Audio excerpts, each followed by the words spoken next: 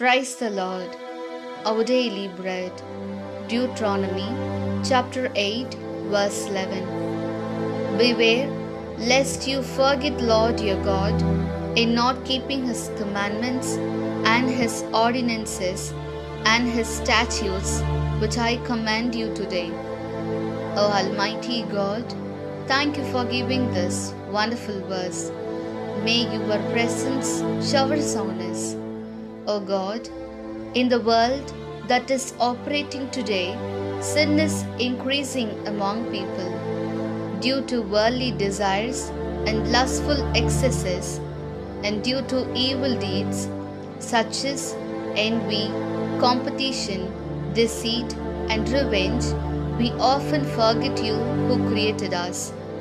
O God, who is alive in the Eucharist, have mercy on us, and may our hearts not be subject to sin and evil deeds, but may we always keep your commandments in our hearts, and may we live as a people worthy of Christ, and may we ask forgiveness for the mistakes we have made. We ask this in the name of Jesus Christ. Amen. அன்றாட உணவு. இணைச்சட்டம் அதிகாரம் 8 இறை வார்த்தை 11. இன்று நான் உங்களுக்கு கட்டளையிடுகின்ற கட்டளைகள், நியமங்கள், முறைமைகள் ஆகியவற்றினின்று வழுவியதன் மூலம் உங்கள் கடவுளாகிய ஆண்டவரை மறந்து போகாதபடி கவனமாயிருங்கள். அன்பின் தகப்பனே, இன்றைய நாளிலே இந்த இறை மன்னாவை கொடுத்ததற்காக நன்றி ஆண்டவரே. இறைவா, இன்று இயங்கிக் கொண்டிருக்கும் உலகில் மக்களிடையே பாவம் பெருகிக் கொண்டே இருக்கின்றது.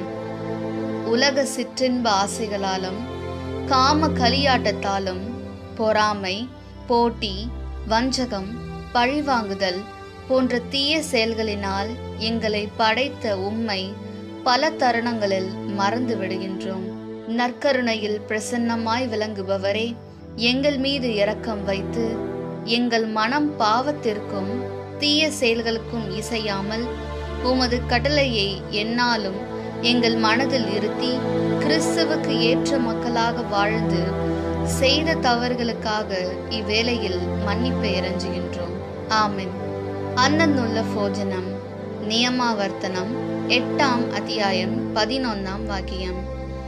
ഞാനിന്ന് നൽകുന്ന കൽപ്പനകളും നിയമങ്ങളും ചട്ടങ്ങളും ലംഘിച്ച് നിങ്ങളുടെ ദൈവമായ കർത്താവിനെ വിസ്മരിക്കാതിരിക്കാൻ ശ്രദ്ധിച്ചു കൊള്ളുവിൻ.